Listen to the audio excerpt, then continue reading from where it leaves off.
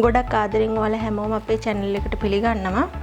ඉතින් අද කියලා දෙන්නේ කරපිංච දළු වලින් හදාගන්න රසවත් සම්බෝලයක්. ඔයාලා අපේ channel එකට අලුත් නම් subscribe කරලා එකතු වෙන්න. ඒ වගේම ඔයාලගේ රසවත් අදහසත් අපිට පහලින් comment කරන්න. ඉතින් මේ කරපිංච දළු සම්බෝලය ගොඩක් ලෙඩ රෝග වලට වගේම ගොඩක් කෑම එක්කත් එකතු කරගන්න පුළුවනි. විශේෂයෙන්ම පාම් පිටි වගේ කෑම අපි ආහාරයට ගන්නකොට මේ විදියට කරපිංච දළු වලින් හදාගන්න සම්බෝලයක් එහෙම නැත්නම් කොල කැඳක් වගේ දෙයක් එදා දවසට ආහාරයට එකතු කරගන්න පුළුවන් නම් වටිනවා. ඉතින් එහෙනම් අපි වීඩියෝ එකට ගිහිල්ලා බලමු කොහොමද හදාගන්නේ කියලා. මේ විදියට හොඳට හොදගත්ත කරපිංච දළු අරන් තියෙන්නේ. ඔයාලට කරපිංච දළු නැත්නම් කොල උනත් ගන්න පුළුවනි. ඊට පස්සේ රතු ලුණු ටිකක් වැඩිපුර අරන් තියෙනවා. මිරිස් කරල් දෙකක් බ්ලෙන්ඩරේ පහසුවට මේ විදිහට කපාගෙන තියෙනවා. දෙහි කෑල්ලක් අරන් තියෙනවා. සුදු ලුණු බිකක් අරන් තියෙනවා. ඊට පස්සේ ගාගත්ත පොල් පොඩ්ඩක් තමයි අරන් තියෙන්නේ. අඩලක් විතර වගේ පොඩි පොල් බෑවකින් අඩලක් විතර. ඊට පස්සේ රසායන ලුණු කුඩු, ගම් මිරිස් කුඩු ඔය ටික තමයි ඕන. අපි ඊට පස්සේ කරන්නේ මේ කරපිංච ටික කපා ගන්නත් පුළුවන් පොඩිවට. මම මේ විදියට අතින් කඩලා බ්ලෙන්ඩරේට දා ගන්නවා.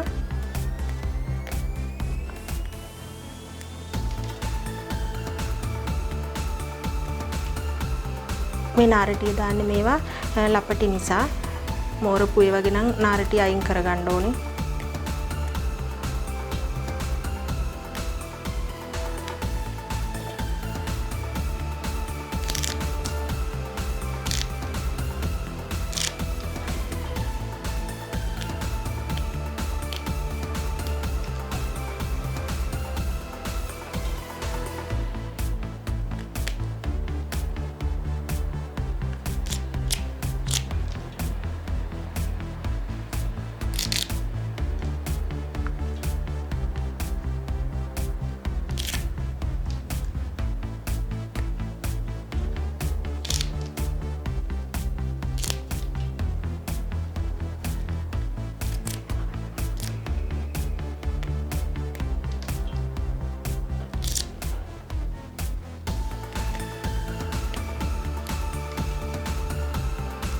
මේ විදියට ඔක්කොම කරපිංච ටික කඩලා දාගෙන තියෙන්නේ.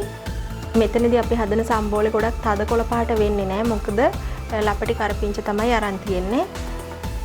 මෝරපු කරපිංච ගත්තොත් ගොඩක් තද කොළ පාටට අපිට මේක හදා ගන්න පුළුවන්. ඊට පස්සේ සුදු ලුණු, රතු ලුණු, මිරිස් මේ දේවල් ටිකත් මේකටම එකතු කරගන්නවා. දැන් මෙතනදී ගම් මිරිස් එකතු කරගන්නවා.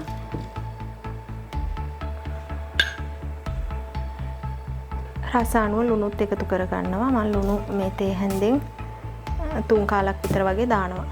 පොල් ටිකයි දෙහි ටිකයි තාම එකතු කරේ නැහැ. මේ වෙලාවේදී ඔයාලා කැමති නම් උඹලකඩ වලට උඹලකඩ දාගන්න පුළුවන්.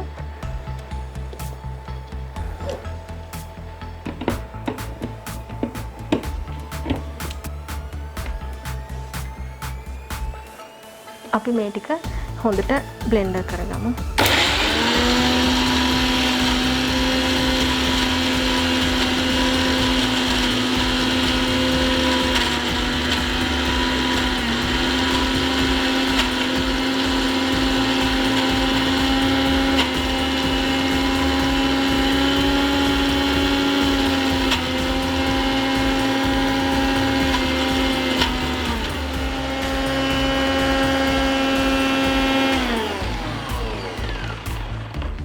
මේ විදිහට ලුණු ගෙඩි ටික පොඩි වුණාට පස්සේ අපි පොල් ටික එකතු කරගමු.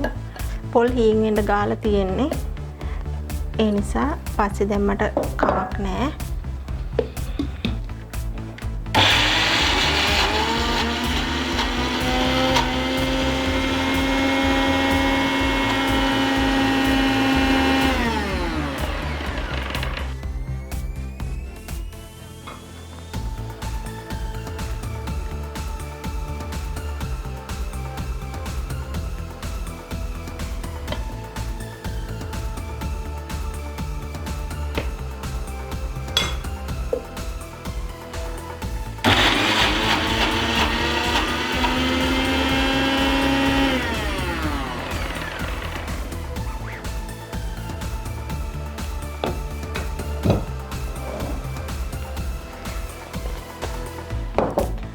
දැන් අපි අඹරගෙන ඉවරයි. මේ විදියට වෙන භාජනයකට දාගෙන දෙහි ඇඹුල් එකතු කරගමු.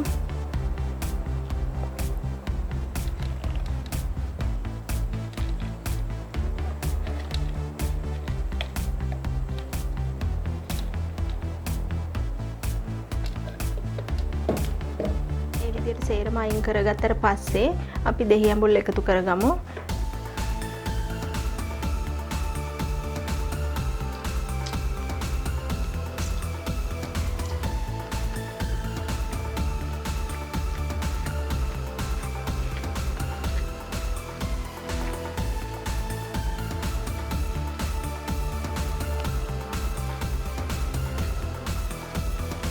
මේ විදියට හදා ගන්න පුළුවනි. ඔන්න දැන් අපේ කරපිංච දලු සම්බෝලේ හදාගෙන ඉවරයි. මේක ගොඩක් තද පාටට එන්න නම් මෝරපු කරපිංච තමයි දාන්න ඕන. මම දැන් මේ ගොඩක් ලපටි ඒවා. ඒ නිසා තමයි තද කොළ පාටක් ඇවිත් නැත්තේ. ඉතින් එහෙනම් ඔයාලත් මේ විදියට හදාගෙන රස බලන්න. මේ වගේම තවත් අලුත් වීඩියෝ එකකින් ආයෙ හමු වෙමු.